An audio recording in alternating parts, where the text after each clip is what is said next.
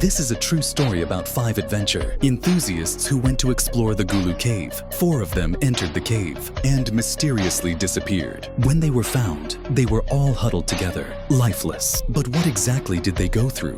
The interior of the cave is shaped like an H, with 2 hollow spaces at the ends connected by a narrow, completely submerged tunnel. Without any specialized equipment, the 4 decided to cross the underwater tunnel using only a guiding rope while holding their breath. One of them, thinking it was too risky, chose not to participate. The other 4 entered the water one by one and disappeared. In about 30 seconds, they reached the hollow space on the other side. However, the narrow, submerged tunnel had a serious problem. The oxygen in the hollow space was limited and gradually decreasing without being replenished. When one of them noticed they were having difficulty breathing, they alerted the others. Due to the confined space, only one person could pass through the tunnel at a time. One of the women decided to try to return on her own. Holding her breath, she began to swim back but soon realized the difference in oxygen concentration between the 2 sides was extreme. Midway, she started feeling the effects of oxygen deprivation on her brain. In desperation, she lost hold of the guiding rope and began swimming aimlessly. She ended up in a dead-end tunnel, so narrow it was impossible to turn around. Struggling for her life, she tried to back out. But when she returned to the main passage, she was already out of air and lost all vital signs. Tragically, she was only one short stretch away from the exit. The other 3, noticing no movement in the water,